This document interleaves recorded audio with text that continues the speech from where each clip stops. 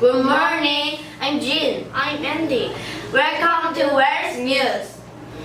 Drones in the USA.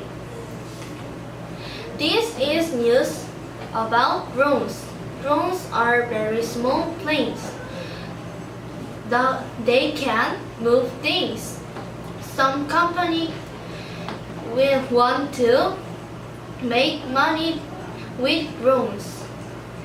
Drones can deliver things. Alphabet is a company. It tests drones in Australia. It does more than 70,000 test flights and make more than 3,000 deliveries. The American government says company can use drones in the USA.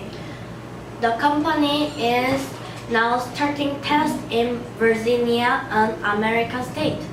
That's for today's news. Thank you for watching.